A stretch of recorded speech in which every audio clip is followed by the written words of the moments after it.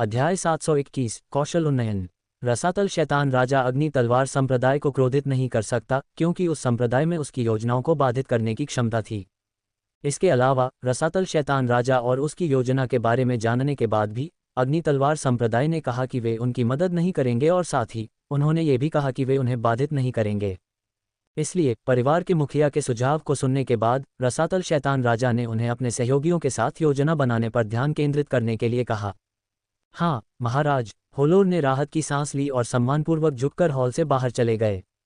जब तक मुझे एडमंड की लाश मिल जाएगी मैं शैतान राजा तक पहुंचने के एक कदम करीब पहुंच जाऊंगा। होलोर के हॉल से चले जाने के बाद रसातल शैतान राजा ने एक क्रूर मुस्कान प्रकट की और अपने सिर में सोचा। अल्पविराम मौन चंद्रमा के गुप्त क्षेत्र में डिंग एबिस बीस्ट गॉड ब्लडलाइन के बारे में मेजबान की समझ बढ़ गई। डिंग रसातल जानवर भगवान रक्त रेखा के प्रभावों में से एक बढ़ जाती है। ठीक 6 घंटे बाद अजाक्स को 2 सिस्टम नोटिफिकेशन प्राप्त हुए जिससे उसके चेहरे पर हल्की सी मुस्कान आ गई। ये सही है, जिस चीज को उसने समझने के लिए चुना वह कोई और नहीं बल्कि उसका एबिस बीस्ट गॉड वंश था। हालांकि उन्हें इस बात पर आश्चर्य हुआ कि वंश में कुछ परिवर्तन देखने में बहुत कम समय लगा। मैंने सोचा था कि इसमें 12 घंटे से अधिक समय लगेगा, लेकिन लगता है मैं भाग्यशाली था। Ads by PubFuture. जल्द ही अजाक्स को उस गुप्त क्षेत्र के लाभ का एहसास हो गया जिसमें वह था और उसने वंश में परिवर्तन की जांच की। डिंग परिवर्तित प्रभाव तात्विक आत्माओं की युद्ध क्षमता 3 गुना है। अच्छा, पहले ये केवल 2 बार था, हालांकि इस बार ये युद्ध कौशल में 3 गुना वृद्धि तक बढ़ गया, ठीक उसके अनुबंधित आत्मा जानवरों की तरह। मुझे लगता है मुझे किसी और चीज पर ध्यान देना चाहिए, ये रक्तरेखा समझने के लिए बहुत जटिल है। अजाक्स ने महसूस किया कि वंश में मामूली बदलाव की तुलना में 3 कौशल या तकनीकों के स्तर को बढ़ाना उसके लिए बेहतर होगा। उसने ये निर्णय अचानक नहीं लिया। 6 घंटे तक रक्तरेखा के बारे में सोचने के बाद उसे अपने रक्तरेखा की जटिल प्रकृति का एहसास हुआ। अगर यह सामान्य रक्तरेखा होती तो उसे 24 घंटे के भीतर सीधे प्रभाव बढ़ाने में कोई समस्या नहीं होती। मैं उन कौशलों का उपयोग करूंगा जो मुझे मेरी आधिकारिक तात्विक आत्माओं से प्राप्त हुए हैं। सभी कौशल और तकनीक के बीच कौशल, दानव पंजा और छाया क्लोन, वे अभी भी स्तर 1 थे, इसलिए उसे लगा कि उनके लिए उन्हें समझना आसान होगा। जल्द ही बिना समय बर्बाद किए उसने उन 2 कौशलों को समझना शुरू कर दिया।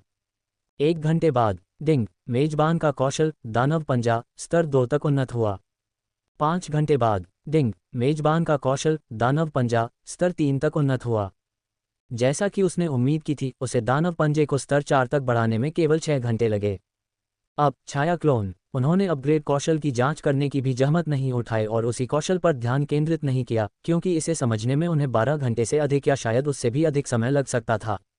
Ads by PubFuture. इसलिए उन्होंने इस पर अपना समय बर्बाद नहीं किया और अगले आधिकारिक कौशल के लिए आगे बढ़ गए। 1 घंटे के बाद डिंग मेजबान का कौशल छाया क्लोन स्तर 2 तक उन्नत किया गया। 5 घंटे बाद डिंग मेजबान का कौशल छाया क्लोन स्तर 3 तक उन्नत किया गया।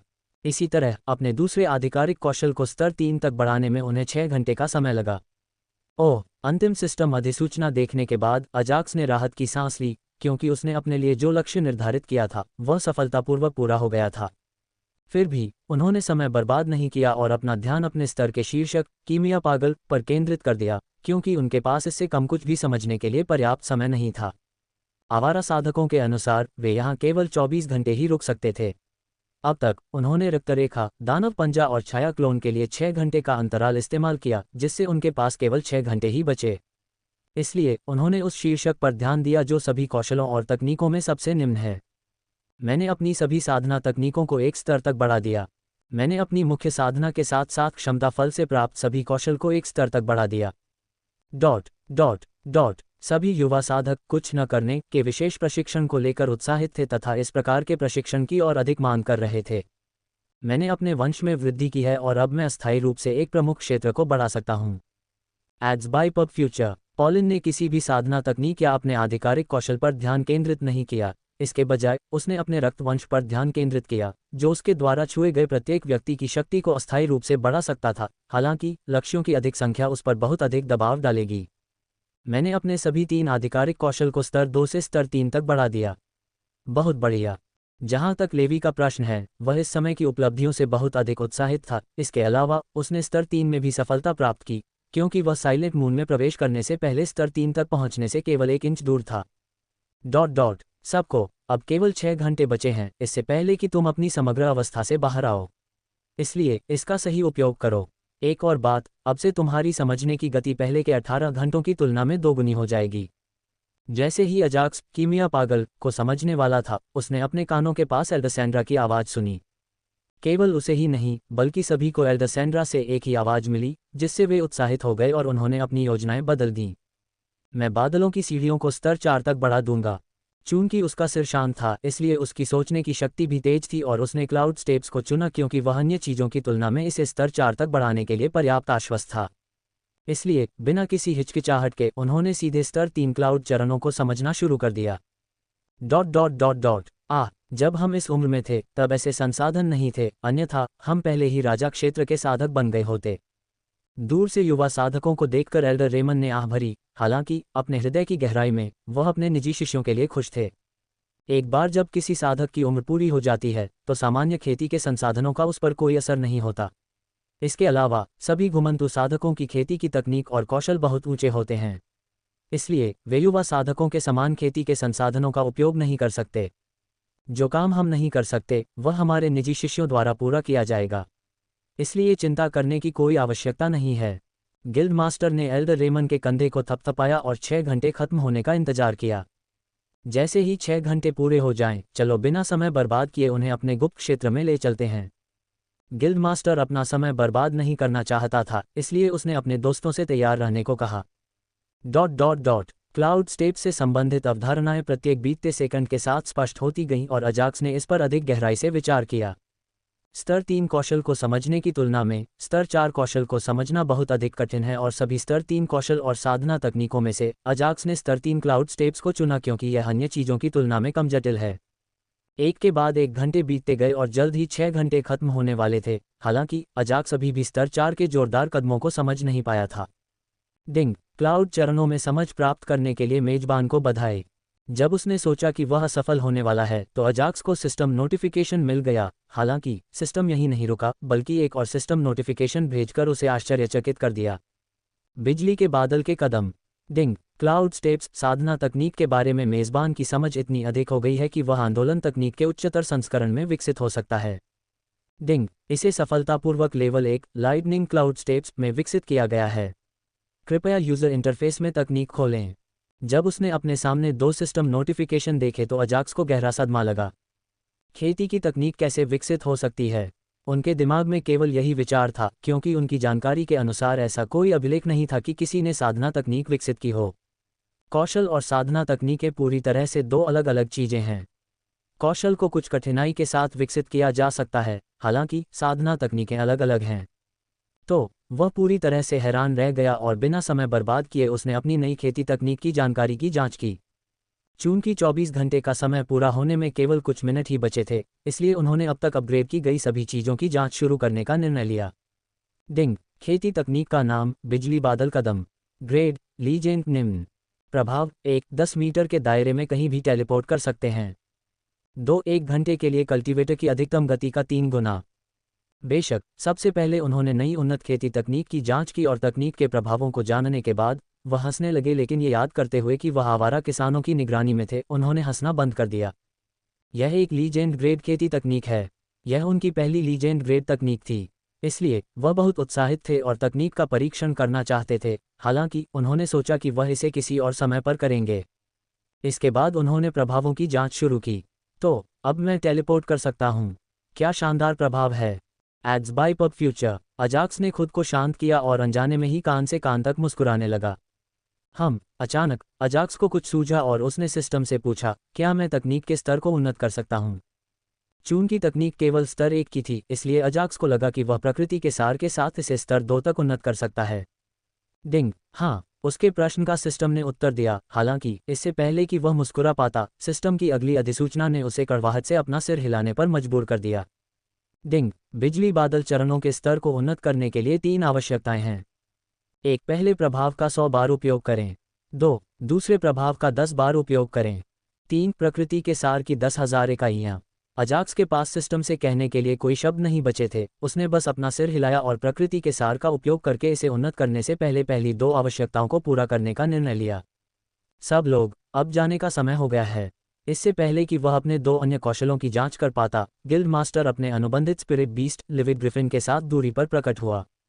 हाँ, गिल्ड मास्टर, किसी ने कुछ नहीं पूछा। वे क्रोधी ग्रिफिन पर सवार होकर शांत भाव से बैठे रहे। शायद ये वातावरण के कारण था कि भले ही उनके कौशल और तकनीक में सुधार हुआ, फिर भी वे शांत बने रहे। सिस्टम, चलो वापस काम पर आते हैं। जहां तक अजाक्स का प्रश्न है, वह भी शांतिपूर्वक उग्र ग्रिफिन की पीठ पर बैठ गया और अपने 2 नए उन्नत कौशलों की जांच करने लगा। डिंग एड्स बाय पब फ्यूचर। कौशल का नाम दानव पंजा स्तर 3। तत्व काला विष। प्रभाव 100% रक्षा की उपेक्षा। 70% संभावना है कि दुश्मन को जहर दिया जाएगा, बशर्ते उसे राक्षस के पंजे से एक भी खरोंच न लगे। नोट, केवल कुलीन सामान्य क्षेत्र से नीचे के कृषकों पर लागू है। डिंग कौशल का नाम शैडो क्लोन स्तर 3। तत्व अंधेरा। प्रभाव छाया से बने एक क्लोन को बुलाएं जिसमें लगभग 70% साधकों की युद्ध क्षमता हो। विशेष प्रभाव कृषक अपने द्वारा सीखे गए किसी भी कौशल या खेती तकनीक को प्रदान कर सकते हैं। नोट, किसी कौशल या साधना तकनीक का चयन करने के बाद मेजबान इसे वापस नहीं बदल सकता है और क्लोन बिना किसी समस्या के इसे स्थायी रूप से उपयोग कर सकता है। क्लोन के कौशल छाया अवशोषण, रक्त अवशोषण खाली। जल्द ही दोनों कौशलों के बारे में पूरी जानकारी उसके सामने आ गई। दानव पंजे में ज्यादा बदलाव नहीं किए गए थे, लेकिन छाया क्लोन कौशल के लिए कुछ ऐसा था जिसने अजाक्स को काफी उत्साहित कर दिया। क्या मैं इसे अपना कोई कौशल या साधना तकनीक प्रदान कर सकता हूं? उसे शांत होने में कुछ समय लगा। इसके अलावा शांत होने के बाद अजाक्स को यह चुनने में ज्यादा समय नहीं लगा कि उसे अपने छाया क्लोन को कौन सा प्रदान करना चाहिए। सिस्टम, मेरे छाया क्लोन को रहस्यमयी आत्मा साधना तकनीक प्रदान करें। अजाक्स ने सिस्टम को आदेश दिया और वह सिस्टम द्वारा चीजों का ध्यान रखे जाने की प्रतीक्षा करने लगा। जहां तक इस बात का प्रश्न है कि उन्होंने रहस्यमयी आत्मा साधना तकनीक क्यों चुनी, तो इसका कारण था विशाल आत्मिक चेतना प्राप्त करना। युद्ध में जब तक किसी के पास बहुत अधिक आत्मिक चेतना होती है, वह लंबे समय तक लड़ सकता है।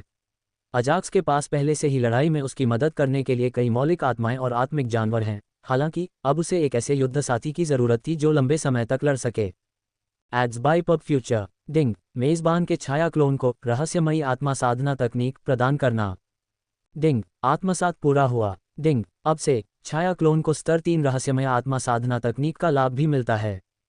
जल्द ही सिस्टम नोटिफिकेशन की एक श्रृंखला उसके दिमाग में गूंजने लगी, जिससे अजाक्स काफी हैरान हो गया, क्योंकि यह प्रक्रिया उनकी सोच से कहीं अधिक सरल थी और साथ ही अंतिम सिस्टम अधिसूचना भी उनके लिए बहुत चौंकाने वाली थी।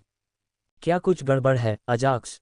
एल्डर रेमन ने देखा कि अजाक्स किसी कारण से चौंक गया था और उसने उससे पूछा, जिस पर अजाक्स ने बस अपना सिर हिलाकर कहा कि कोई बात नहीं है। स्तर 3 की खेती तकनीक, तो इसमें उस तकनीक के सभी प्रभाव मिलेंगे? अजाक्स ने अनजाने में ही अपने विचारों से बाहर आकर सिस्टम से पूछा। डिंग हाँ, छाया क्लोन मेजबान की तरह ही दूसरों को मारकर अपनी आत्मिक चेतना को बढ़ा सकता है। जल्द ही सिस्टम ने उसे जवाब दे दिया, जिससे अजाक्स काफी खुश हो गया। अब तक उसने सोचा था उसका छाया क्लोन धीरे धीरे साधना तकनीक के स्तर को बढ़ाएगा, हालांकि उसने यह उम्मीद नहीं की थी कि वह सीधे स्तर 3 तकनीक सीख लेगा।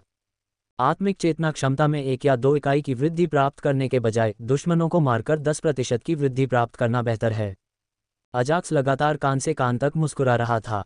सभी लोग अगले 24 घंटों तक आप अपनी साधना बढ़ाने पर ध्यान केंद्रित करेंगे। जब अजाक्स खुश महसूस कर रहा था, उसने गिल्ड मास्टर के शब्द सुने, जो बोलते रहे, आप सार पूल में प्रवेश करेंगे और अपनी साधना को बढ़ाने के लिए जितना संभव हो उतना सार अवशोषित करेंगे। चूंकि अगले गुप्त क्षेत्र शाश्वत उद्यान तक पहुंचने के लिए अभी भी समय था, इसलिए संघ प्रमुख युवा साधकों को कुछ समझाना चाहते थे। गिल्ड मास्टर ने पहले से ही सब कुछ योजनाबद्ध कर लिया था और 24 घंटे तक सार पूल में साधना करने के बाद विशेष प्रशिक्षण अंतिम चरण में आ जाएगा। विशेष प्रशिक्षण के अंतिम चरण का स्थान गिल्ड मास्टर के गुप्त क्षेत्र के अंदर था और उसके अनुमान के अनुसार इसमें अधिकतम 2 दिन लगेंगे। जब तक वे मेरे गुप्त क्षेत्र में अच्छा प्रदर्शन करते रहेंगे, वे ज़ोरोचेस्टर प्रांत में छोटी छोटी ताकतें बन जाएंगे। गिल्ड मास्टर, क्या मैं विशेष प्रशिक्षण में इस चरण को छोड़ सकता हूं? अचानक अजाक्स ने गिल्ड मास्टर से ऐसा पूछा जिससे उसके आसपास के सभी लोग चौंक गए। ड्रीम मास्टर से उपहार। अजाक्स के अचानक कहे गए शब्दों को सुनकर न केवल युवा साधक बल्कि आवारा साधक भी चौंक गए। उनके अनुसार अनंत उद्यान के गुप्त क्षेत्र में स्थित सारकुंड कम से कम समय में खेती को बढ़ाने के लिए सबसे अच्छा संसाधन है।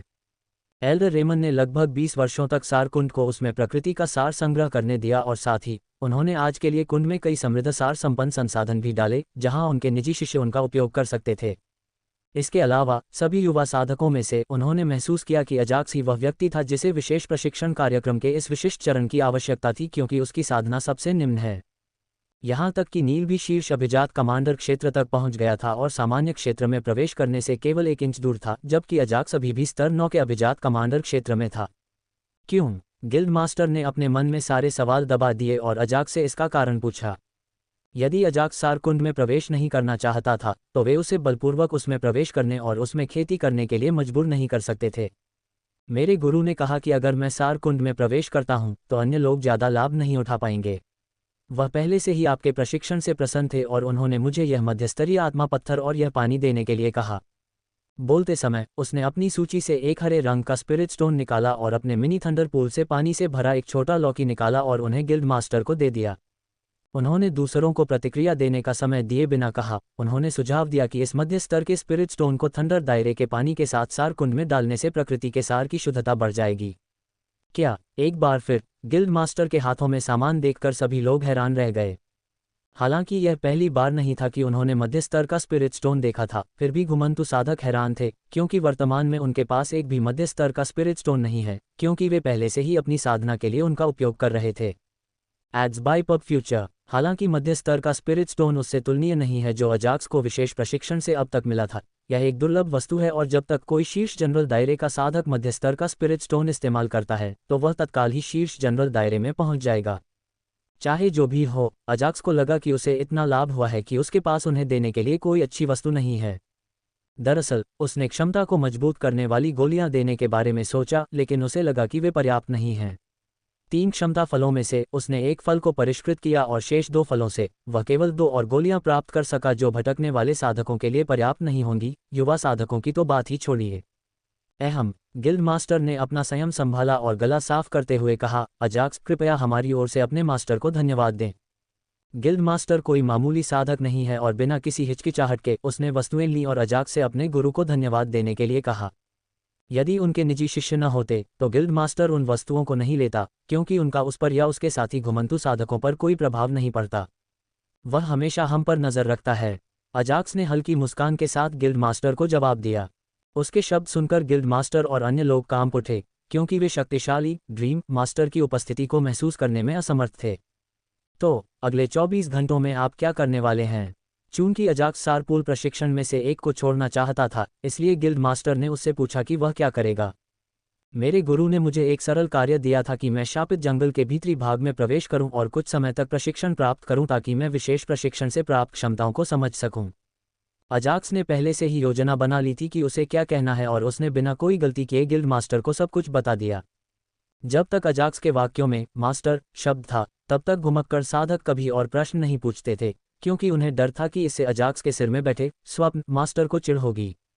ठीक है, ads by PubFuture. Guild master ने अपना सिर हिलाया और पूछा, क्या मैं तुम्हें पर छोड़ दूं?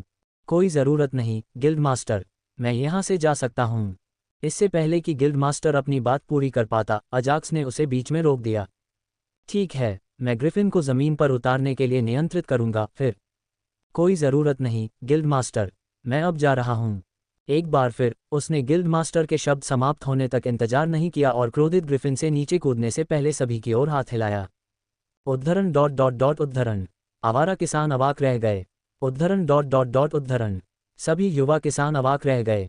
शीघ्र ही आवारा साधकों ने अपना सिर हिला दिया, जबकि युवा साधकों की मजबूत बनने की प्रेरणा बहुत बढ़ गई थी। चूंकि गिल्ड मास्टर जल्द से जल्द विशेष प्रशिक्षण पूरा करना चाहता था, इसलिए उसने क्रोधित ग्रिफिन को एल्डर रेमन के गुप्त क्षेत्र की ओर ले जाना जारी रखा। वाह! जहां तक अजाक्स का सवाल है, वह उत्साहित होकर चिल्लाते हुए स्वतंत्र रूप से गिर रहा था। Swoosh! Ads by PubFuture. अचानक अजाक्स अपने स्थान से गायब हो गया और अपने मूल स्थान से 10 मीटर दूर दिखाई दिया। ये सही है, ये बिजली के बादल के कदमों का पहला प्रभाव था जो 10 मीटर के दायरे में कहीं भी टेलीपोर्ट करना था। यद्यपि प्रभाव में टेलीपोर्ट का उल्लेख किया गया था, वास्तव में ये गति आंदोलन था और वास्तविक टेलीपोर्टेशन नहीं था। इसके अलावा 2 कारण थे कि वह सार पूल में प्रवेश नहीं करना चाहता था और समूह छोड़ने का फैसला किया। एक तो वह जानता था कि प्रकृति के सार को भरने से उसे कोई लाभ नहीं होगा, क्योंकि वह अपनी साधना को बढ़ा नहीं सकता। इसके अलावा उसकी अवशोषण गति इतनी अधिक है कि दूसरों को सार कुंड से कोई लाभ नहीं होगा। दूसरा, वह अपने नए कौशल और उन्नत खेती तकनीक का परीक्षण करना चाहता था।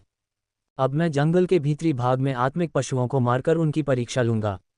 अजाक्स ने समय समय पर खेती तकनीक के पहले प्रभाव का उपयोग करते हुए एक उत्साहित मुस्कान प्रकट की। ये चीज़ प्रकृति के सार को बहुत ज़्यादा खा रही है। अंततः अजाक्स ने देखा कि प्रभाव का उपयोग करने की खपत दर इतनी अधिक थी कि उसने इसका उपयोग करना बंद कर दिया। स्वूश! अपने दिमाग में यह विचार रखते हुए उसने जमीन पर पहुंचने तक इंतजार किया और जमीन पर कूदने से पहले खुद को आगे की दिशा में टेलीपोर्ट कर लिया। ओह, भले ही मुझे प्रकृति के बहुत से गुणों की कीमत चुकानी पड़ी, फिर भी यह मज़ेदार था। अजाक्स को हवा में स्वतंत्र रूप से टेलीपोर्ट होने का एहसास पसंद आया, भले ही यह महंगा था। जहां तक उपभोग की बात है, हर बार जब वह टेलीपोर्टेशन प्रभाव का उपयोग करता था तो प्रकृति के सार की 2000 इकाइयां खपत हो जाती थीं। अतः कुल मिलाकर यदि उसकी आत्मिक चेतना पूर्ण हो तो वह अब स्वयं को 5 बार टेलीपोर्ट कर सकता था। अपनी आत्मिक चेतना को भरने के बाद मैं जाकर गैमोन से मिलूंगा। चूंकि वह शापित जंगल के भीतरी भाग में था, इसलिए वह निश्चित रूप से अपने सबसे शक्तिशाली आत्मिक जानवर स्वर्णिम वाइवरन राजा गैमोन से मिलना चाहेगा। वह आंतरिक भाग में एक क्षेत्र के साथ राजाओं में से एक है, इसलिए अजाक्स को वहां कुछ करना था। हालांकि इससे पहले वह आत्मिक जानवरों को मारकर अपनी आत्मिक चेतना को भरना चाहता था। गोल्डन वाइवन राजा का दौरा। डिंग! मेजबान ने रैंक 5 टिम्बर भेड़िए को मार डाला। प्रकृति के सार की 500 इकाइयां प्राप्त की। डिंग! मेजबान ने रैंक 4 सिल्वर स्पॉटेड हिरन को मार डाला। प्रकृति के सार की 100 इकाइयां प्राप्त की। Dot dot dot dot. शापित जंगल के भीतरी भाग में अजाक्स उन आत्मिक जानवरों को मार रहा था जो उसके जमीन पर उतरते ही उसकी ओर दौड़ पड़ते थे। फिर भी यदि वे उसे ढूंढने नहीं भी आते तो भी वह उन्हें ढूंढता। इसके अलावा हर बार जब वह किसी आत्मिक जानवर को मारता था तो सिस्टम नोटिफिकेशन उसके सिर में बजता था, जिससे वह और भी अधिक उत्साहित हो जाता था। यह नया राक्षस पंजा मेरी सोच से कहीं अधिक शक्तिशाली है। 2 उन्नत कौशल और साधना तकनीक का उपयोग करने के बाद अजाक्स को दानव पंजे से झटका लगा, क्योंकि उसने इसके बारे में ज़्यादा नहीं सोचा था। हालांकि इसकी शक्ति को देखने के बाद उन्हें लगा कि उनके शुरुआती विचार गलत थे। उनकी लड़ने की शैली सरल थी। वे दानव पंजे के साथ बिजली के बादल के कदमों के दूसरे प्रभाव का उपयोग करते थे, जिससे उनकी आक्रमण गति 3 गुना बढ़ जाती थी। डिंग! यजमान की आत्मिक चेतना भर जाती है। अंततः मैंने अपनी आत्मा को चेतना से भर लिया। पब फ्यूचर द्वारा विज्ञापन। सिस्टम नोटिफिकेशन देखने के बाद अजाक्स ने राहत की सांस ली। चूंकि उसने अपने सभी नए उन्नत कौशल और तकनीक का उपयोग किया और साथ ही अपनी आत्मिक चेतना को भी भर लिया, इसलिए वह अंततः आत्मिक जानवरों को मारना बंद कर सका। चीख! जैसे ही वह अपने नए उन्नत कौशल और तकनीक से संतुष्ट महसूस कर रहा था, अजाक्स ने हवा में एक चीख सुनी और उसके चेहरे पर मुस्कान आ गई। फिर उसने सोचा, ठीक समय पर। मालिक! जल्द ही 2 विशाल भूरे रंग के पक्षी जमीन पर उतरे और आदरपूर्वक अजाक्स का स्वागत किया। वे 2 पक्षी कोई और नहीं बल्कि भूरे चील भाई निकलास और लुकास थे। जहां तक बात है कि वे एजैक्स को कैसे ढूंढ पाए, तो इसका कारण सिस्टम की नई एसेंस ग्रुबिंग सेवा है। जब तक वह प्रकृति का सार खर्च करेगा, तब तक सिस्टम दूसरों को संदेश भेजेगा। हालांकि ये सेवा कई शर्तों के साथ आए। जिस व्यक्ति से अजाक्स संपर्क करना चाहता है वह कम से कम उसका मित्र या परिचित होना चाहिए। व्यक्ति या प्राणी की ताकत, उनके बीच की दूरी और कई अन्य स्थितियां। हालांकि कई प्रतिबंध हैं, फिर भी अगर कोई बहुत जरूरी काम हो तो मैं लेवी और अन्य लोगों को संदेश भेज सकता हूं। चूंकि प्रकृति का सार प्राप्त करना उसके लिए बहुत आसान है, इसलिए अजाक्स ने कंजूसी नहीं की और उसने सीधे भूरे चीलों को शापित जंगल के भीतरी भाग में उससे मिलने का आदेश दिया। चल दर! अजाक्स ने पहले से ही योजना बना ली थी कि आगे क्या करना है, इसलिए उसने भूरे चीलों को एक खास दिशा में निर्देशित किया। गिल्ड मास्टर और अन्य लोगों को छोड़े हुए उसे केवल 3 घंटे ही हुए हैं, इसलिए उसके पास अभी भी बहुत कुछ करने के लिए बहुत समय है। जहां तक उसकी बात है तो वह अपने सबसे शक्तिशाली आत्मिक जानवर से मिलने जा रहा था। चूंकि गैमोंट उसका अनुबंधित आत्मा जानवर था, इसलिए अजाक्स उसके वर्तमान स्थान को भांपने में सक्षम था और उसने भूरे ईगल्स को उसके क्षेत्र में निर्देशित किया। स्वूश! हालांकि जैसे ही वह सुनहरे वाइवरन राजा के क्षेत्र में प्रवेश किया, भूरे रंग के कुछ वाइवरन उसके सामने आ गए और उसे आगे उड़ने से रोक दिया। पब फ्यूचर द्वारा विज्ञापन। मनुष्यों को इस क्षेत्र में प्रवेश की अनुमति नहीं है, इसलिए कृपया चले जाइए। वे 3 मीटर लंबे थे और उनके पंख बड़े थे और वे उस पर दहाड़ रहे थे। अजाक्स उन शब्दों को सुनकर आश्चर्यचकित हुआ और सोचने लगा कि क्या वह कुछ सुन रहा था, क्योंकि यह पहली बार था एक आत्मिक जानवर ने उस पर हमला किए बिना ही उसे क्षेत्र से बाहर जाने को कहा। मैं तुम्हारे राजा के लिए यहाँ हूँ, बस उससे कहो कि उसका स्वामी यहाँ है। दोनों भूरे रंग के वाइवन केवल 5वीं रैंक के स्पिरिट बीस्ट थे। ऐसा, अजाक्स ने धीमी आवाज में उनसे कहा। क्या कहा आपने? तुम्हारी हिम्मत कैसे हुई यह कहने की कि तुम मेरे राजा के स्वामी हो? दोनों वाइवनों ने दहाड़कर अन्य वाइवनों को संकेत दिया। स्वूश! कुछ ही समय में कई भूरे रंग के वाइवन और 5 चांदी के रंग के वाइवन प्रकट हुए और मध्य हवा में उसे घेर लिया। सभी भूरे रंग के वाइवन 5वें स्थान पर थे तथा चांदी रंग के वाइवन 6ठे स्थान पर थे, जिससे अजाक्स थोड़ा आश्चर्यचकित हुआ। इसमें कोई आश्चर्य नहीं कि गैमोंट के पास अच्छे अधीनस्थों वाला क्षेत्र है। अजाक्स ने प्रत्येक वाइवरन को देखा जो मजबूत और शक्तिशाली दिख रहे थे, फिर उसने चेहरे पर संतुष्टि का भाव दिखाते हुए अपना सिर हिलाया। गैमोंट, क्या आप मेरा स्वागत करने के लिए यहाँ नहीं आ रहे हैं? जब अजाक्स को इतने सारे आत्मिक प्राणियों ने घेर लिया तब भी उसने परवाह नहीं की और जितना संभव हो सका उतनी ऊंची आवाज में चिल्लाया, क्योंकि वह जानता था कि गैमोंट अपनी सेना के साथ उसका परीक्षण कर रहा था। ये सही है, एक शीर्ष रैंक 6 आत्मा जानवर जो लगभग आवारा साधकों के बराबर था उसके आगमन को कैसे महसूस नहीं कर सकता था। इसलिए अजाक्स ने अनुमान लगाया कि गैमोंट अपने मालिक की प्रतिक्रिया देखना चाहता था जब वह सैकड़ों रैंक 5 आत्मा जानवरों के साथ रैंक 6 के झुंड से घिरा हुआ था। तुम्हारी हिम्मत कैसे हुई मेरे राजा को उसके नाम से पुकारने की? पबफ्यूचर द्वारा विज्ञापन। जैसे ही उन्होंने अजाक्स के शब्द सुने, सभी वाइवन तुरंत क्रोधित हो गए और अजाक्स को मारने के लिए उसकी ओर दौड़ पड़े। ऐसा लग रहा है कि वे अभिनय नहीं कर रहे थे। हो सकता है गैमोंट ने उनसे मेरे बारे में कुछ नहीं कहा हो। अजाक्स अपनी जगह से हिला तक नहीं और सीधे कहा, यदि तुम 1 सेकंड के भीतर प्रकट नहीं हुए तो मैं तुम्हें इस दुनिया से मिटा दूंगा। जब उसने ये शब्द कहे तो वह मजाक नहीं कर रहा था और वह अपने पास आने वाले सभी आत्मिक प्राणियों को मारने के लिए तैयार था। अजाक्स को 5वीं रैंक के आत्मिक जानवरों को मारने का पूरा भरोसा था और सौभाग्य से केवल 5वीं रैंक के भूरे रंग के वाइवन ही उसकी ओर दौड़ रहे थे। उसी क्षेत्र में एक अन्य स्थान पर, अरे वाह, वह अपने शब्दों से मजाक नहीं कर रहा है। गैमोंट, जो दूर से अपने चेहरे पर बड़ी मुस्कान के साथ अजाक्स को देख रहा था, अचानक से स्तब्ध रह गया जब उसने अजाक्स के अंतिम शब्द सुने, और बिना एक भी क्षण बर्बाद किए वह अपनी जगह से गायब हो गया और अजाक्स के सामने आ गया। सभी लोग घुटने टेकें। जैसे ही वह अजाक्स के सामने आया उसने अपना प्रभुत्व प्रदर्शित किया, जिससे सभी वाइवन जमीन पर आ गिरे और अपनी लंबी गर्दनें झुकाकर घुटने टेक दिए। वह मेरे स्वामी हैं, उनके प्रति किसी भी प्रकार का अनादर तुम्हें मृत्यु की ओर ले जाएगा। गैमोंट ने अजाक्स की ओर देखने की हिम्मत नहीं की और अपने अधीनस्थों को आदेश देना जारी रखा, तुम अभी भी माफी क्यों नहीं मांग रहे हो? कृपया हमें क्षमा करें गुरुजी।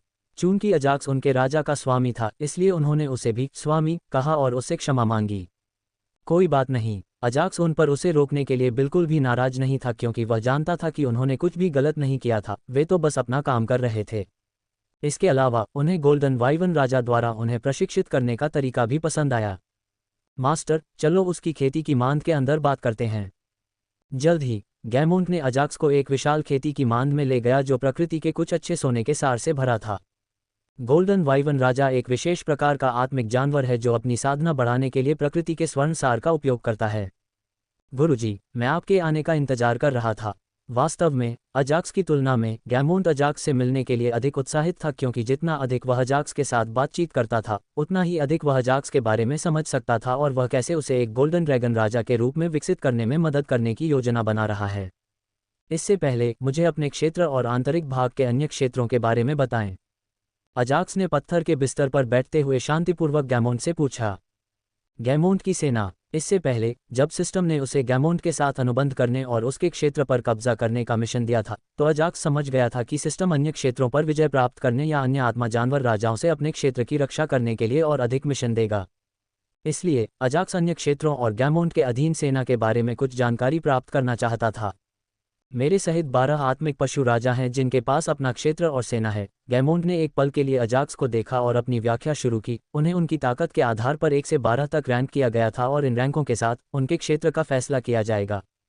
तो आप 12 आत्मिक पशु राजाओं में सबसे कमजोर हैं, है ना? अजाक्स ने गैमोंट को बीच में रोका और उससे पूछा। चूंकि गैमोंट का क्षेत्र शापित जंगल के आंतरिक भाग के आरंभ में था इसलिए अनुमान लगाना कठिन नहीं था। हाँ मास्टर, अजाक्स को जवाब देते समय अचानक उसके चेहरे पर कड़वाहट उभर आई। वर्तमान में गैमोंट एक मानव रूप में है, सुनहरे बालों के साथ हल्के सुनहरे कवच में एक मध्यम आयु वर्ग का आदमी। न केवल मैं कमजोर हूं बल्कि उनकी सेना भी बहुत शक्तिशाली है और मैं उनके खिलाफ युद्ध करने की हिम्मत नहीं कर सकता। अपनी भावनाओं को दबाते हुए गैमोंट ने अजाक्स से कहा। इसमें कोई आश्चर्य नहीं कि जब मैंने उससे वादा किया कि मैं उसे सुनहरे ड्रैगन राजा के रूप में विकसित करूंगा तो उसने आसानी से मेरा प्रस्ताव स्वीकार कर लिया। Ads by PubFuture. अंततः अजाक्स को समझ में आ गया कि गैमोंड ने उसके साथ अनुबंध क्यों किया था। दरअसल गैमोंड ने शुरू से ही बहुत मेहनत की और निम्न स्तर के भूरे रंग के वाइवरन से वह सुनहरे रंग के वाइवरन तक पहुंच गए। ये वह चरम अवस्था है जिस तक कोई भी वाइवरन पहुंच सकता है और वहां से आगे चाहे वाइवरन कितनी भी मेहनत कर ले, कुछ ताकत बढ़ाने के अलावा उनके पास अर्धराजा क्षेत्र में प्रवेश करने की कोई उम्मीद नहीं होती है। वास्तविक राजा क्षेत्र की तो बात ही छोड़िए। इसलिए गैमोंड कोई भी ऐसा मौका नहीं छोड़ना चाहता था जो उसे एक सुनहरे ड्रैगन राजा के रूप में विकसित होने में मदद कर सके, जिसका भविष्य असीम हो।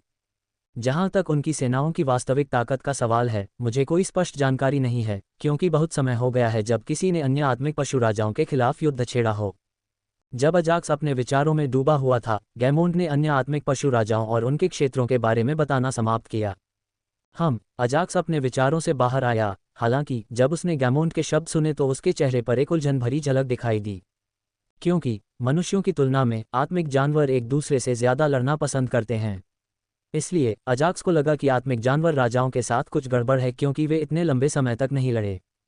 वास्तव में इसके पीछे एक कारण है। इन 12 आत्मिक पशु राजाओं के अलावा एक शक्तिशाली आत्मिक पशु राजा है जो हमें आदेश देता है। चूंकि वह बहुत शक्तिशाली है और हम सब मिलकर भी उसे नहीं हरा सकते, इसलिए हमने उसे अपना राजा मान लिया और उसके आदेशों का पालन किया।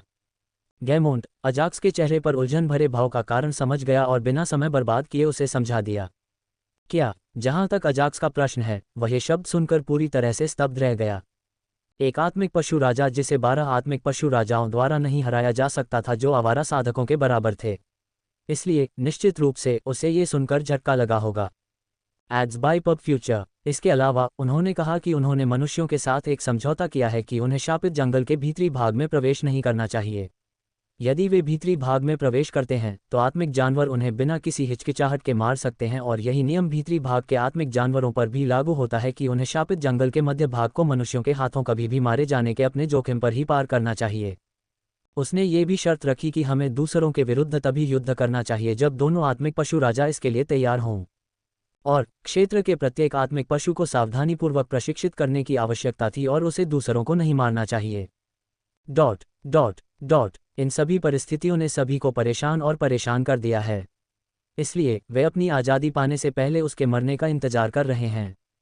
जल्द ही अजाक्स को यह स्पष्ट रूप से समझ में आ गया कि इस क्षेत्र में प्रवेश करने पर उसे क्यों नहीं मारा गया। हालांकि जब उसने अंतिम वाक्य सुना तो अजाक्स ने भौहें सिकुड़ी और थोड़ा दुखी महसूस किया।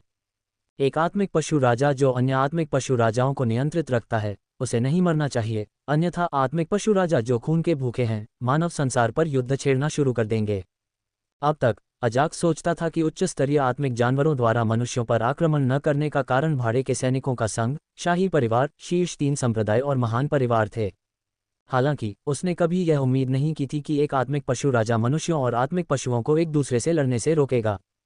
इससे उसे आत्मिक जंतुओं के राजा के प्रति अधिक आदर का भाव उत्पन्न हुआ। क्या वह मरने वाला है? अजाक्स ने गैमोंड द्वारा दी गई जानकारी के बारे में ज्यादा नहीं सोचा और आत्मिक पशु राजाओं के राजा के बारे में पूछा। Ads by PubFuture. मुझे नहीं पता कि उसे क्या हुआ। अफवाहों के अनुसार वह अधिकतम 2-3 साल तक जीवित रहेगा। गैमोंड ने अजाक्स को कटुतापूर्वक उत्तर दिया। सबसे कमजोर आत्मिक जानवर राजा के रूप में वह केवल अपने राजा की शर्तों के कारण जीवित था, और एक बार वह चला गया तो अन्य लोग उसके क्षेत्र को हड़प लेंगे, क्योंकि उनके लिए उसके क्षेत्र पर विजय प्राप्त करना बहुत आसान है। अपना बदला लेने के बाद मुझे देखना चाहिए कि मैं आत्मिक पशु राजा की मदद कर सकता हूं या नहीं। यद्यपि वह आत्मिक प्राणियों के राजा का सम्मान करता है, इसका अर्थ यह नहीं है कि वह जाकर कहेगा कि मैं आपकी सहायता करूंगा, क्योंकि उसके पास अभी भी अच्छे संसाधन नहीं हैं जो उस स्तर के प्राणी की सहायता कर सकें। इसलिए वह आत्मिक जानवर राजा की मदद करने के बारे में तभी सोच सकता था जब उसकी ताकत बढ़ जाए। अब मुझे अपने क्षेत्र के बारे में बताओ। तुम्हारी सेना कितनी बड़ी है और तुम्हारे पास किस प्रकार के खेती के संसाधन हैं? जल्द ही वह मुख्य स्थान पर आ गया और उससे उसके क्षेत्र के बारे में पूछा। हाँ मास्टर, गैमोंस ने अपना सिर हिलाया और आगे कहा, मेरा क्षेत्र ज्यादातर वाइवन से भरा हुआ है, क्योंकि अन्य आत्मिक जानवर मुझे अपने राजा के रूप में पसंद नहीं करते और अन्य क्षेत्रों में शामिल हो गए हैं। फिर भी मैंने अन्य जातियों के कई आत्मिक जानवरों को मेरे लिए काम करने के लिए प्रभावित किया। गैमोंड ने एक उज्ज्वल मुस्कान प्रकट की और आगे कहा, मेरे क्षेत्र में 3 रजत वाइवरन राजा हैं जो जनरलों के रूप में कार्य करते हैं, और उनमें से प्रत्येक के अधीन उनके पास 10 रजत वाइवरन हैं जो प्रत्येक 1000 भूरे वाइवरन का नेतृत्व करते हैं। ऐसा लगता है कि सिल्वर वाइवरन राजा उत्परिवर्तित हैं, ऐसा मेरा अनुमान है। अजाक्स को पहले से ही पता था कि भूरे रंग के वाइवन 5वें रैंक के आत्मिक जानवर थे, सिल्वर वाइवन 6ठे रैंक के थे। हालांकि वह सिल्वर वाइवन राजा की ताकत के बारे में नहीं जानता था। हालांकि अजाक्स ने अनुमान लगाया कि उनके पास मध्य श्रेणी 6 के स्पिरिट बीस्ट से अधिक की युद्ध क्षमता होनी चाहिए। इसके अलावा अन्य विशेष आत्मिक पशु इकाइयां भी हैं, जिनमें अधिकांशतः वाइवन के अलावा अन्य आत्मिक पशु शामिल हैं। जब अजाक्स सिल्वर वाइवरन राजा की ताकत के बारे में सोच रहा था, तब गैमोंड ने अन्य इकाइयों के बारे में बताना जारी रखा। कुल मिलाकर मेरे पास 35,000 की सेना है। मुझे लगता है कि इस सेना और अपनी छोटी सेना के साथ मैं आसानी से हत्यारे संप्रदाय पर युद्ध छेड़ सकता हूं। अंततः गैमोंड ने अपनी सेना की कुल संख्या बताई और यह सुनते ही अजाक्स को लगा कि वह हत्यारे संप्रदाय के विरुद्ध युद्ध छेड़ सकता है।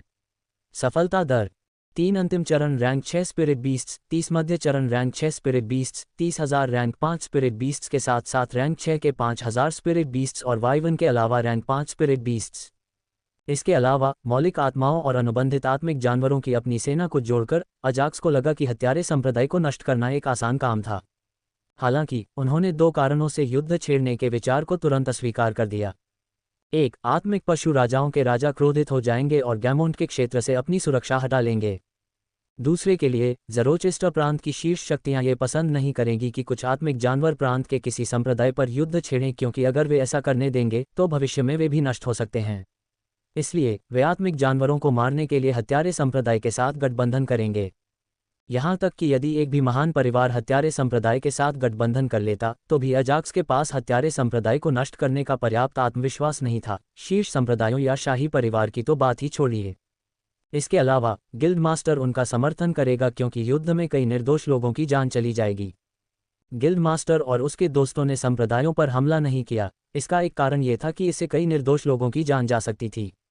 यदि कोई बहुत शक्तिशाली है और दुश्मन के जवाबी हमले से पहले ही पूरी शक्ति को नष्ट कर देता है, तो केवल तभी वे शीर्ष शक्तियों पर हमला कर सकते हैं और गिल्ड मास्टर उस समय की प्रतीक्षा करता है।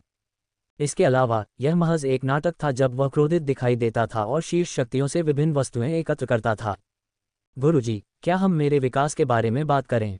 अंत में सब कुछ समझाने के बाद गैमोंड ने उसके विकास के बारे में पूछा।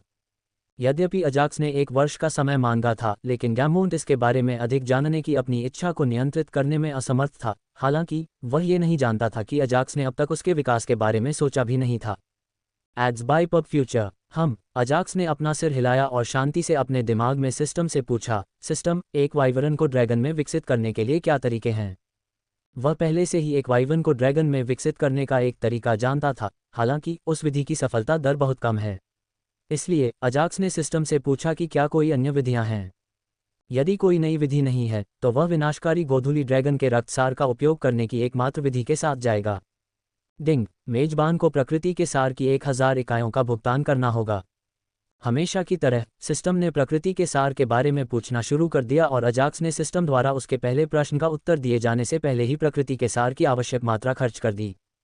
डिंग, हाँ, एक वाइवन के ड्रैगन में विकसित होने के कई तरीके हैं, हालांकि ज़ोरोचेस्टर प्रांत में उपलब्ध एक भी संसाधन इसके लिए सहायक नहीं है।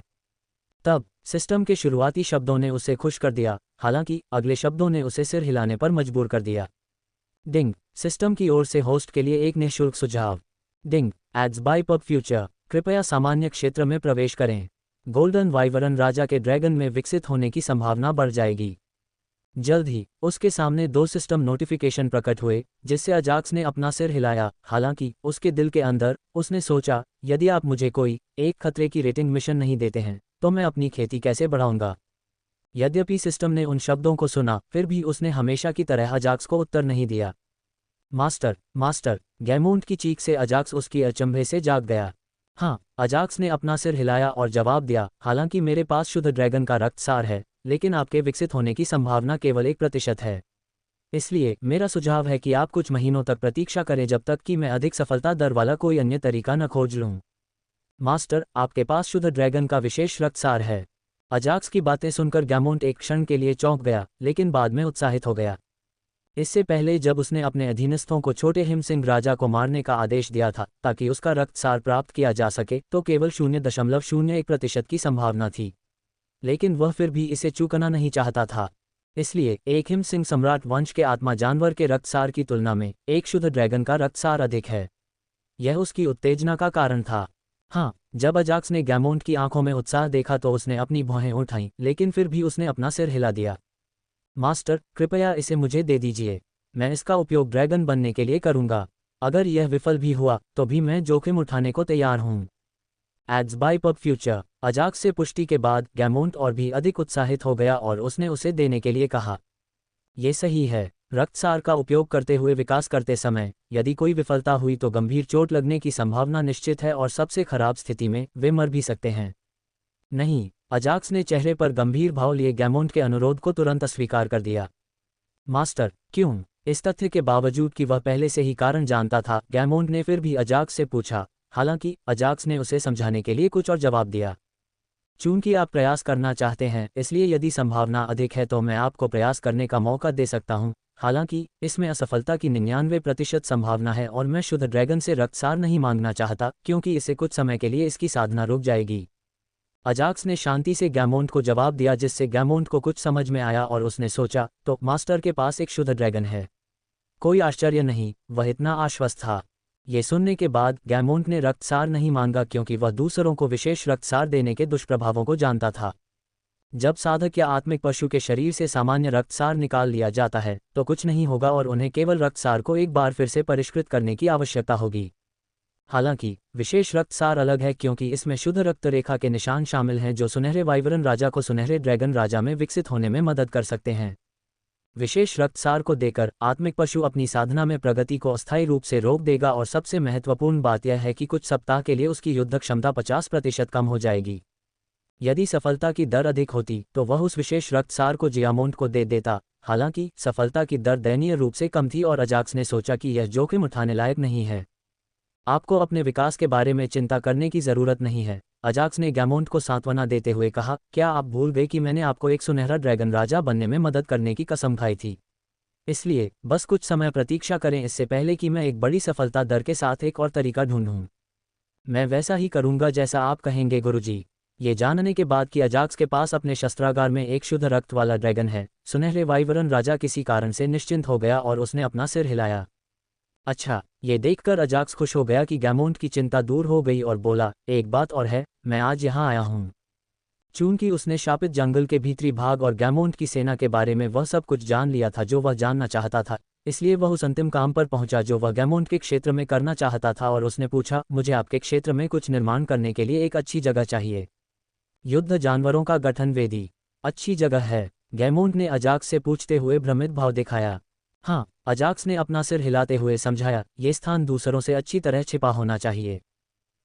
मेरे क्षेत्र में कुछ स्थान हैं जो अच्छी तरह छिपे हुए हैं। मैं उन्हें आपको दिखाऊंगा गुरुजी, और आप अपनी पसंद का कोई स्थान चुन सकते हैं। गैमोंट को यह नहीं पता था कि अजाक्स को एक अच्छी तरह से छिपी हुई जगह क्यों चाहिए थी, फिर भी उसने अजाक्स को सभी अच्छी तरह से छिपी हुई जगहें दिखाईं। गैमोंट, ये जगह अच्छी है। कुछ स्थानों की जांच करने के बाद अजाक्स को एक स्थान पसंद आया और उसने उसे चुन लिया। मास्टर, क्या आप वहां पर जगह देख रहे हैं? गैमोंट ने अपनी उंगली दूर की ओर उठाई जहां समय समय पर कुछ भूरे रंग के वाइवन उड़ रहे थे और आगे कहा, मेरे अधीनस्थों के सभी अंडे वहां रखे जाएंगे क्योंकि वहां एक धातु की आत्मा शिरा है जो अंडों को अधिक बार उत्परिवर्तित करने में मदद करती है। ओह, अजाक्स ने अपना सिर हिलाया। हालांकि अजाक्स को वहां जाकर वाइवन के प्रजनन स्थल की जांच करने में कोई दिलचस्पी नहीं थी। जहां तक स्थान का प्रश्न है, वे उस समय एक ऐसे स्थान पर खड़े थे जहां उनके पास 2 विशाल पेड़ थे और उनके पीछे कुछ चट्टानें थीं जो अन्य लोगों को उस दिशा से प्रवेश करने से रोक रही थीं। कुल मिलाकर केवल एक ही दिशा थी जिसमें कोई भी देख सकता था। गैमोंट, मुझे तुमसे एक छोटा सा काम है। जल्द ही अजाक्स ने गैमोंट को बिना किसी रक्त वंश के आत्मिक जानवरों को इकट्ठा करने और उन्हें इस स्थान पर लाने का एक छोटा सा काम सौंपा। गैमोंट अजाक्स से पूछना चाहता था कि वह क्या करने जा रहा है। हालांकि इससे पहले कि वह पूछ पाता, अजाक्स ने एक शुद्ध रक्त वाले ड्रैगन को बुला लिया। ट्वाइलाइट, उन पत्थरों को लाओ और यहाँ रख दो। Ads by PubFuture. दूरी पर स्थित पत्थरों की ओर इशारा करते हुए अजाक्स ने ड्रैगन से उन्हें लाने के लिए कहा। जहां तक गैमोंट का प्रश्न है, वह उस विशाल बैंगनी रंग के ड्रैगन को देखकर पूरी तरह से अचंभित हो गया और उसकी आंखों में तेज रोशनी चमकने लगी। कितना शानदार ड्रैगन है! भले ही ड्रैगन एक सामान्य पृथ्वी ड्रैगन है जो सभी ड्रैगन में सबसे कम शक्तिशाली है, गैमोंट ने भी यही बात कही होगी क्योंकि उसकी नज़र में एक शुद्ध ड्रैगन एक आत्मिक जानवर है जो शासन करने के लिए पैदा हुआ है। तो जाहिर है वह ऐसा कहेंगे। जल्द ही वह उन आत्मिक प्राणियों को इकट्ठा करने के लिए चला गया जिनके शरीर में कोई रक्त संबंध नहीं था। सिस्टम, मैं यहाँ बैटल बीस्ट्स क्रिस्टल का उपयोग करना चाहता हूँ। जब ड्रैगन ने अजाक्स द्वारा चयनित स्थान के एकमात्र द्वार को ढक दिया तो अजाक्स ने सिस्टम से पूछकर अपना काम शुरू कर दिया। डिंग, क्या आप यहाँ युद्ध जानवरों का गठन करना चाहते हैं? हाँ नहीं, हाँ। बिना किसी हिचकिचाहट के अजाक्स ने हाँ का चयन किया और उसके हाथ में मौजूद क्रिस्टल जमीन में गिरने से पहले पाउडर में बदल गया। रंबल, जल्द ही जहां वह खड़ा था वहां एक गड़गड़ाहट की आवाज आए और अचानक जमीन से एक काले रंग का स्तंभ उभरा। डिंग, युद्ध जानवरों के गठन के लिए एक वेदी सफलतापूर्वक बनाई गई है। डिंग, कृपया तब तक प्रतीक्षा करें जब तक निर्माण पूरी तरह समाप्त न हो जाए। Ads by PubFuture. इससे पहले कि अजाक्स कुछ सोच पाता, उसे 2 सिस्टम नोटिफिकेशन प्राप्त हुए जिससे वह शांत हो गया। सिस्टम, कब तक? डिंग, युद्ध जानवरों के गठन की स्थापना सफलतापूर्वक पूरी हो गई है। युद्ध जानवरों के गठन के बारे में अधिक जानने के लिए कृपया वेदी की जांच करें। इससे पहले कि वह पूरा होने का समय पूछ पाता, अजाक्स को सिस्टम से एक सूचना प्राप्त हुई जिससे उसके चेहरे पर हल्की मुस्कान आ गई। बिना किसी देरी के उन्होंने काली वेदी की जांच की जो लगभग 3 मीटर ऊंची थी। डिंग, आइटम का नाम, युद्ध जानवरों का गठन वेदी। प्रभाव, बिना रक्त वंश वाले आत्मिक जानवरों को युद्ध जानवरों में बदल सकता है। नोट, वर्तमान में यह एक दौर में केवल 10 स्पिरिट बीस्ट्स को बैटल बीस्ट्स में बदल सकता है और प्रत्येक दौर 10 दिनों तक चलता है। विवरण, एक वस्तु जो एक सामान्य आत्मिक जानवर का भाग्य बदल सकती है। जल्द ही उनके सामने वेदी का विवरण सहित एक होलोग्राफिक स्क्रीन प्रकट हुई। एक ही बार में 10 स्पिरिट्स बीस्ट। बहुत बढ़िया। अजाक्स को उम्मीद नहीं थी कि यह 5 मीटर की वेदी एक ही बार में 10 सामान्य आत्मिक जानवरों को युद्ध जानवरों में बदल सकती है। इस दर से मेरे पास एक महीने में 30 युद्ध जानवर होंगे और एक साल में 360। अजाक्स उत्साहित था जब उसने सोचा कि एक साल में उसके पास युद्ध जानवरों की सेना होगी। स्वूश, जैसे ही वह उत्साहित महसूस कर रहा था, 2 बूढ़े चील अजाक्स के पीछे आ गए और अपने चेहरों पर जिज्ञासा भरी निगाहों से वेदी की ओर देखने लगे। तुम मेरी अपेक्षा से भी जल्दी आ गए। दोनों चीलें तभी आई जब अजाक्स ने उन्हें आने का आदेश दिया, तथापि अजाक्स को आश्चर्य हुआ जब वे उसकी अपेक्षा से पहले ही आ गईं। Ads by PubFuture. गुरुजी, वह वेदी क्या है? बड़े भूरे चील ने अजाक्स से पूछा जबकि छोटा भूरा चील अभी भी झिझक रहा था कि पूछे या नहीं। बस कुछ समय तक प्रतीक्षा करो। एक बार जब गैमोंट कुछ आत्मिक जानवरों के साथ यहाँ आ जाएगा तो मैं तुम सबको एक साथ समझा दूंगा। उसने उनसे प्रतीक्षा करने को कहा और दोनों चीलों ने अपना सिर हिलाया।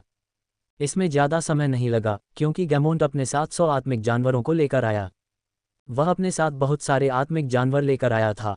पहले तो अजाक्स को झटका लगा, हालांकि उसने इसके बारे में ज्यादा नहीं सोचा और गैमोंट के पीछे मौजूद आत्मिक जानवर को ध्यान से देखा। 100 आत्मिक जानवरों में से 40 प्रारंभिक अवस्था के रैंक 6 वाइवरन थे। हालांकि वे चांदी के रंग के नहीं थे, इसके बजाय वे अभी भी भूरे रंग के थे, जिसका अर्थ है कि उन्होंने किसी भी वंश को जागृत नहीं किया। जब तक रैंक 6 वाइवरन किसी ब्लडलाइन को जगाता है वे चांदी के रंग में बदल जाएंगे, अन्यथा वे उसी भूरे रंग में रहेंगे।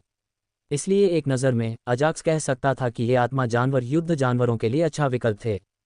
तो मेरे पीछे की वेदी आपको युद्ध के जानवरों में बदलने में मदद कर सकती है। अजाक्स ने कोई विस्तृत स्पष्टीकरण नहीं दिया तथा केवल एक पंक्ति ही कही। गैमोंट के पीछे मौजूद आत्मा के जानवरों में हलचल मचाने के लिए एक ही लाइन काफ़ी है। गैमोंट भी एक सेकंड के लिए चौंक गया, फिर उसे दबा दिया। तो गैमोंट, अब से आपको बिना किसी वंश के 10 आत्मिक जानवरों का चयन करना होगा और उन्हें हर 10 दिनों में इस स्थान में प्रवेश करने की अनुमति देनी होगी। और जो लोग बिना अनुमति के प्रवेश करने की हिम्मत करते हैं उन्हें बस मार डालो। अजाक्स ने चेहरे पर गंभीर भाव के साथ गैमोंट को आदेश दिया। हाँ मास्टर, वह उस आदेश का पालन क्यों नहीं करेगा? अगर उसकी सेना में कई युद्ध जानवर हैं तो यह उसके लिए मददगार होगा। इसलिए भले ही आत्मिक जानवरों के राजाओं का राजा मर गया हो, वह कम से कम जवाब तो देगा। अभी के लिए 8 आत्मिक जानवरों का चयन करें। अपना सिर हिलाते हुए अजाक्स ने उससे 8 आत्मिक प्राणियों का चयन करने को कहा और 2 बाज भाइयों के साथ ये प्रक्रिया से गुजरने वाला पहला समूह होगा। मैं अब विदा लेता हूँ। चूंकि उसने वह सभी कार्य पूरे कर लिए थे जो वह पूरा करना चाहता था, इसलिए अजाक्स वहां से जाने से पहले गैमोंट के क्षेत्र में ज्यादा समय तक नहीं रुका। इसके अलावा जाने से पहले उन्होंने 3 सदस्यीय हिमसिंह परिवार से मुलाकात की। हालांकि वर्तमान में उन्होंने पुनः संवर्धन की प्रक्रिया पूरी कर ली है और मानव रूप में बदल गए हैं, जिससे अजाक्स आश्चर्यचकित है। छोटे हिमसिंह के विपरीत पिता और माता हिमसिंह राजा दोनों ही शुद्ध मानव रूप में परिवर्तित नहीं हुए, इसके बजाय वे आधे मानव और आधे पशु रूप में परिवर्तित हो गए। शेर के सिर को छोड़कर बाकी हिस्सा मानव का था, जिसकी पीठ पर लंबी पूंछ थी। फिर भी अजाक्स ने उन्हें बधाई दी और गैमोंट के क्षेत्र से चला गया। केशे की हालत गंभीर है। अजाक्स गैमोंट के क्षेत्र को छोड़ने की जल्दी में था क्योंकि उसे एक नया सिस्टम मिशन मिला था, जबकि उसे उन आत्मिक जानवरों को युद्ध जानवरों के गठन वेदी के बारे में समझाना था जिनका कोई रक्तवंश नहीं था। डिंग, मिशन का नाम, राजकुमारी को बचाओ। जानकारी, केशे को पुनः खेती की प्रक्रिया के दौरान दुर्घटना का सामना करना पड़ा था। हर बीतते सेकंड के साथ उसकी हालत बिगड़ती जा रही है। पुरस्कार, एक ऊर्जा गोला जो मेजबान की साधना को एक छोटे क्षेत्र से बढ़ा सकता है। 2 वन परी राजा गेरोन का आभार। खतरे की रेटिंग, कोई नहीं। समय सीमा, 1 घंटा। जैसे ही उसने नए सिस्टम मिशन को पढ़ा, उसने किसी और चीज़ की परवाह नहीं की और अपने स्तर एक बिजली बादल कदमों का उपयोग करते हुए शापित जंगल के मध्य भाग की ओर बढ़ गया। चूंकि मुझे राजा गेरोन का स्थान नहीं पता, इसलिए मैं केवल यही कर सकता हूँ। जैसे ही वह शापित जंगल के मध्य भाग में पहुंचा, अजाक्स के मन में राजा गेरोन के स्थान का पता लगाने का विचार आया। स्वूश, अपने मन में यह विचार रखते हुए उसने एक रैंक 5 आत्मिक जानवर को देखा जो कुछ दूरी पर आराम कर रहा था। पाक धड़, यह एक शरारती बंदर था जो हर आत्मा जानवर के साथ खिलवाड़ करना पसंद करता है। इसलिए अजाक्स ने इसे मारने से पहले कोई समय नहीं दिया। एक दौर की मार के बाद अजाक्स रुक गया और शरारती बंदर से पूछा, तो तुम्हारा राजा गेरोन कहाँ रहता है? जब तक तुम मुझे वहां ले जाओगे, मैं तुम्हारी सारी चोटें ठीक कर दूंगा। Ads by PubFuture. शरारती बंदरों जैसे आत्मिक जानवरों से कोई भी प्रश्न पूछने से पहले आपको उन्हें वश में करना होगा, अन्यथा वे आपके साथ खिलवाड़ करते रहेंगे। कीक कीक, बंदर ने उनके साथ खिलवाड़ करने की हिम्मत नहीं की क्योंकि उसे डर था कि अगर उसने उसके साथ खिलवाड़ किया तो सामने वाला इंसान उसे मार देगा। जल्द ही उसने अजाक्स पर चिल्लाते हुए उसे अपने पीछे आने को कहा। अच्छा, अजाक्स ने हल्की मुस्कान बिखेरी और बंदर ने उसका पीछा किया और कुछ ही मिनटों में बंदर उसे कई विशाल पेड़ों वाले स्थान पर ले गया तथा बीच में स्थित विशाल पेड़ की ओर इशारा करते हुए ऊपर नीचे कूदने लगा। क्या आप कह रहे हैं कि यह वह स्थान है जहां आपका राजा रहता है? अजाक्स ने उसकी प्रतिक्रिया से उसके शब्दों का अनुमान लगा लिया और अपना सिर हिला दिया। ये गोली ले लो और अगर हम भाग्यशाली रहे तो फिर मिलेंगे। ऐसा कहते हुए अजाक्स ने शरारती बंदर की ओर एक हरे रंग की गोली फेंकी और बंदर द्वारा बताए गए पेड़ की ओर चल दिया। कीक, बंदर ने अपनी आंखों से गोली को देखा और फिर जल्दी से उस जगह से भागने से पहले अजाक्स की पीठ पर एक और नज़र डाली। किसी कारणवश जैसे ही बंदर ने गोली को छुआ, उसे ऐसा महसूस हुआ कि उसका दिल बहुत तेजी से धड़क रहा है। इसलिए बिना समय बर्बाद किए वह गोली खाने के लिए अपने सबसे सुरक्षित स्थान की ओर भागा, इससे पहले कि कोई अन्य शक्तिशाली आत्मिक जानवर उसे उसके हाथों से छीन ले। जहां तक अजाक्स द्वारा उसे उन्नतसार गोली देने का प्रश्न है, तो इसका कारण ये था कि उसने बंदर को कुछ ज्यादा ही मारा था और उसके शरीर पर चोटें उसकी अपेक्षा से कहीं अधिक थीं। मैं अभी भी अपनी ताकत पर नियंत्रण नहीं रख पाया हूं। अजाक्स ने अपने सिर को जोर से हिलाया और फिर पेड़ के तने पर 1-2 बार वार करने की कोशिश की। Ads by PubFuture. Swoosh, हालांकि इससे पहले कि वह पेड़ के तने को हल्के से हिला पाता, मनुष्य के रूप में कुछ आत्मिक जानवर जमीन पर उतर आए। आप क्या करने का प्रयास कर रहे हैं? हरे वस्त्र पहने एक अधेड़ व्यक्ति आगे आया और चेहरे पर गंभीर भाव लिए हुए अजाक्स से पूछा। मैं यहाँ बड़ी बहन केशे से मिलने आया हूँ। अजाक्स के पास लड़ने के लिए समय बर्बाद करने का समय नहीं था क्योंकि वह सीधे मुद्दे पर आ गया। वह एक गंभीर स्थिति में है और वह आधे घंटे के भीतर मर सकती है। बकवास बंद करो, हमारे राजा ने कहा है कि राजकुमारी केशे अपनी चोटों से उबर रही है। हरे वस्त्र पहने वही बूढ़ा आदमी बोलता रहा। वैसे तुम्हें कैसे पता कि राजकुमारी केशे घायल हो गई है? तुम असल में कौन हो? अचानक परी संरक्षकों और सेनापतियों की ओर से शत्रुता चरम सीमा तक बढ़ गई। हालांकि अजाक्स को यह समझ में नहीं आया कि वह इस बात का क्या जवाब दे कि उसे कैसे पता चला कि केशे घायल हो गया है। सब लोग तितर बितर हो जाओ। जब अजाक्स कोई उपयुक्त उत्तर सोच ही रहा था, तभी दूर से एक आवाज आए और उसने सभी से पूछा कि अजाक्स पर कौन हमला करने वाला है। लेकिन मंत्री जी, हालांकि परी सेनापतियों को अजाक्स की ओर से संदेह महसूस हुआ, इसलिए उन्होंने कुछ और बातें कहने की कोशिश की, हालांकि उन्हें नवागंतुक ने बाधित कर दिया। इन सब बातों के बारे में चिंता करने की कोई ज़रूरत नहीं है। वह राजकुमारी केशे का दोस्त और परी राज्य का उपकार करता है। वह नवागंतुक कोई और नहीं बल्कि परी राज्य का मंत्री सेरू था। वह किसी को अजाक्स पर हमला करने की अनुमति कैसे दे सकता है? क्या वे उस अस्तित्व को अपमानित करने में सक्षम हैं जो आकस्मिक रूप से पुनः साधना तकनीक दे सकता है? इसके अलावा अजाक्स ने खुद केशे को एडवांस्ड एसेंस पिल्स नाम की कुछ गोलियां दी थीं। इसलिए जाहिर है अजाक्स को परी साम्राज्य का उपकारक माना जाता था। हाँ मंत्री जी, ads by pub future. Sheru के शब्दों को सुनने के बाद सभी परी संरक्षकों और परी जनरलों ने अपने काम पर वापस जाने से पहले अपना सिर हिलाया। बड़े साहब, आप तो, मैं केशे का चाचा हूं और आपको केशे के बारे में चिंता करने की जरूरत नहीं है, वह बिल्कुल ठीक है। हालांकि सेरू को अजाक्स के बारे में पता था, लेकिन अजाक्स को सेरू के बारे में कुछ भी नहीं पता था। इसलिए उसने सम्मानपूर्वक पूछा। हालांकि इससे पहले कि वह अपनी बात पूरी कर पाता, सेरू ने उन्हें बीच में रोक दिया और उसके सवाल का जवाब दिया। नहीं, बड़ी बहन केशे को कुछ समस्या है। मुझे उसे देखने दो और शायद मैं उसे बचा सकूं। सेरू की बातें सुनकर अजाक्स चिंतित हो गया और उसने जल्दी से सेरू से केशे से मिलने के लिए कहा। ठीक है, ठीक है। सेरू ने अपना सिर हिलाया और उसने सोचा कि एजेक्स केशे के लिए बहुत चिंतित है और साथ ही उसने सोचा, क्या उसके मन में केशे के लिए भावनाएं हैं? अगर उसके मन में वाकई भावनाएं हैं तो यह एक अच्छा मैच है। हालांकि उसने जल्दी ही उस विचार को खारिज कर दिया क्योंकि उसे याद आया कि अजाक्स केशे को अपनी बड़ी बहन कहता है। इसलिए उसने अपना विचार बदल दिया। जल्द ही उसने ले में पेड़ के तने पर थपथपाया और पेड़ के तने में एक प्रवेश द्वार खुल गया। मुझे उसे किसी भी कीमत पर बचाना है। जब तक उसे केशे नहीं ले जाया गया तब तक उसके दिमाग में केवल यही विचार चलता रहा। केशे को बचाने के लिए वह इतनी जल्दी में क्यों था? इसका कारण व्यवस्था का इनाम नहीं था, बल्कि उसने केशे को अपनी बड़ी बहन के रूप में स्वीकार किया था। इसलिए उसने किसी भी कीमत पर उसे बचाने की सोची। ... भाई, यह अजाक्स है। जल्द ही अजाक्स ने देखा कि एक अधेड़ उम्र का आदमी केशे और ब्रेव के पास बैठा था और उसके चेहरे पर चिंता की लकीरें थीं। और जैसे ही वे उस जगह में दाखिल हुए जो एक कक्ष की तरह दिख रही थी, जो प्रकृति के समृद्ध लकड़ी के सार से भरी हुई थी, सेरू ने अजाक्स को अधेड़ उम्र के आदमी से मिलवाया। वह अजाक्स? गेरोन खड़ा हुआ और चेहरे पर आश्चर्य के भाव के साथ पूछा। हाँ, सेरू ने अपना सिर हिलाया और अजाक्स से कहा, वह केशे के पिता और शापित जंगल के मध्य भाग के राजा हैं। नमस्ते, राजा गेरोन। अजाक्स ने विनम्रतापूर्वक गेरोन का अभिवादन किया और बिना समय बर्बाद किए बोला, बड़ी बहन की जिंदगी बहुत नाजुक स्थिति में है। क्या आप कृपया मुझे उसका इलाज करने देंगे? वह इतना भी जल्दबाजी में नहीं था कि सीधे केशे के पास जाए। इसके बजाय उसने गेरोन से अनुमति मांगी और उससे सकारात्मक उत्तर की आशा की। केशे की बेहोशी का कारण क्या? अजाक्स की बातें सुनकर गेरोन चौंक गया और एक बार फिर केशे को देखा। हालांकि उसे केशे के शरीर में कोई बाहरी या आंतरिक चोट नहीं मिली। राजा गेरोन, सामान्य आंखों से इसका पता लगाना असंभव है। प्रत्येक बीतते सेकंड के साथ अजाक्स चिंतित होता जा रहा था और जल्दी से गेरोन को सूचित किया, मेरे पास विशेष आंखों वाली एक जीवन तत्व आत्मा है। इसलिए कृपया मुझे खुद को साबित करने का एक मौका दें। बिना किसी हिचकिचाहट के अजाक्स ने सीधे अपनी जीवन तत्व आत्मा स्पाइरस को बुलाया। स्वूश, आमंत्रित गुरु को नमस्कार। जैसे ही उसे बुलाया गया, स्पिरस ने अजाक्स का आदरपूर्वक अभिवादन किया और फिर बेहोश केशे और ब्रेव को देखा। उद्धरण चिन्ह ... गेरोन को समझ में नहीं आया कि क्या कहे और चूंकि अजाक्स के साथ एक जीवन तत्व आत्मा थी, इसलिए उसने अजाक्स की हरकतों को नहीं रोका। इसके अलावा गेरोन जिस परिजाति से संबंधित था, उसका प्रकृति के जीवन सार के साथ बहुत गहरा संबंध था और उसने स्पाइरस को ध्यान से देखा। स्पिरस, तुम्हें पता है कि क्या करना है ना? अजाक्स ने कोई विस्तृत आदेश नहीं दिया क्योंकि स्पाइरस एक आत्मा चिकित्सक थी और वह जानती थी कि उसे क्या करना है। अपना सिर हिलाते हुए स्पिरस केशे के पास गई और अपनी निदान आंखों का इस्तेमाल किया।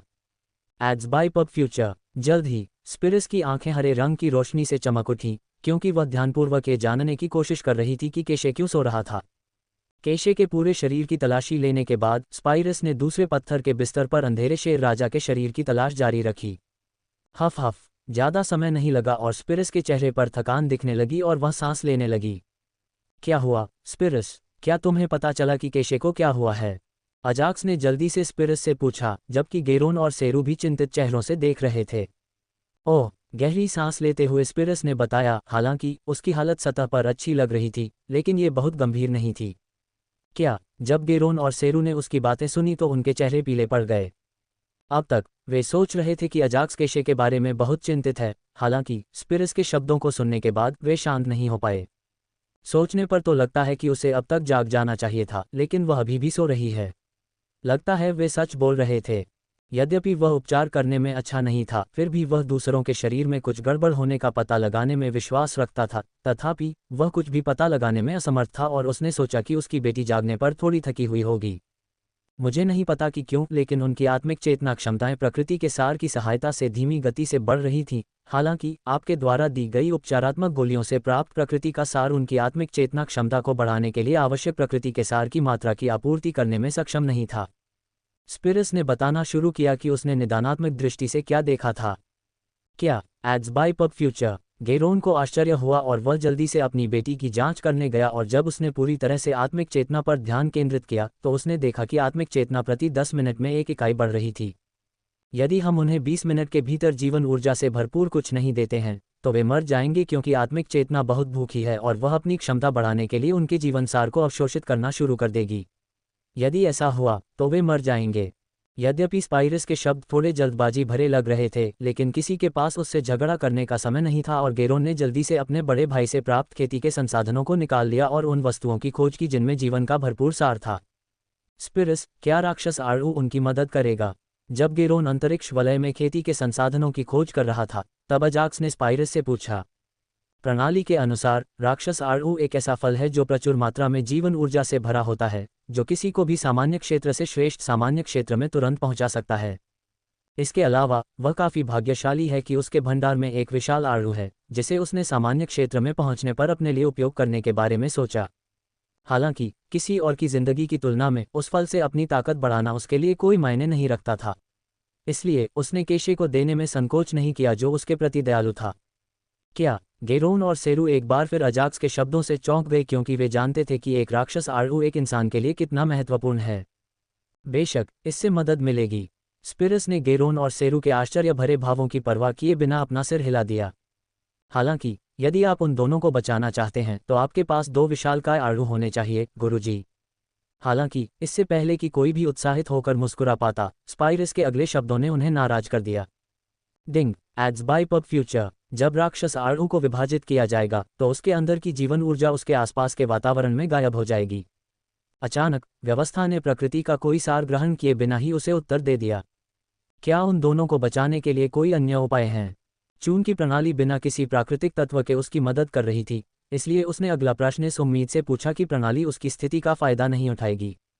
डिंग हाँ, मेजबान को राक्षस आड़ू को मुख्य घटक के रूप में उपयोग करना होगा और एक ऐसी गोली को परिष्कृत करना होगा जो अपने अंदर समान मात्रा में जीवन ऊर्जा रखने में सक्षम हो, और साथ ही उसे दोनों को बचाने के लिए कम से कम 2 गोलियों को परिष्कृत करना होगा। ओह, अजाक्स समझ गया कि सिस्टम क्या कह रहा था और उसने अपना सिर हिलाकर सिस्टम को धन्यवाद कहा। राजा गेरोन, क्या मेरे लिए गोली परिष्कृत करने हेतु कोई शांतिपूर्ण कमरा है? चूंकि वह पहले से ही रैंक 4 का कीमियागर था और कीमिया उन्माद शीर्षक और मध्यम अग्निशोधन नियंत्रण तकनीक से उच्च सफलता दर के साथ उसके पास एक गोली को परिष्कृत करने के लिए पर्याप्त आत्मविश्वास था। इसके अलावा उसने मूल कीमिया राजा की पुस्तिका में गोलियों को उनके मुख्य घटक के समान ऊर्जा के साथ परिष्कृत करने के बारे में पढ़ा था, इसलिए उसने कमरे को परिष्कृत करने के लिए एक कमरा मांगने में संकोच नहीं किया। हालांकि वह केशे को बचाकर मिशन पूरा कर सकता था, लेकिन वह डार्क लान किंग को भी बचाना चाहता था। चूंकि वह मूल रूप से अपने आखिरी राक्षस आड़ू का उपयोग कर रहा था, अगर वह राक्षस आड़ू के समान प्रभाव वाली गोलियों का एक बैच बना सकता है तो न केवल वह डार्क लान किंग को बचा सकता है, बल्कि वह खुद के लिए एक गोली का उपयोग करके कुलीन सामान्य क्षेत्र में प्रवेश भी कर सकता है। आप वह कमरा ले सकते हैं। गेरोन अपने विचारों से बाहर आया और एक कमरे की ओर इशारा करते हुए उसने अजाक्स को जवाब दिया। वह इस समय अपने मन में क्या सोच रहा था यह उसके अलावा कोई नहीं जानता। राजा गेरोन, जब मैं गोलियों को परिष्कृत कर रहा हूं तो आप उन दोनों को कुछ अच्छी साधना सामग्री दे सकते हैं। जहां तक तुम्हारा प्रश्न है स्पिरिस, उन दोनों पर अपना आशीर्वाद दो और मुझे कुछ गोलियां परिष्कृत करने के लिए समय बढ़ाने में मदद करो। जैसे ही उसने अपनी बात समाप्त की, अजाक्स अगले कमरे में भाग गया।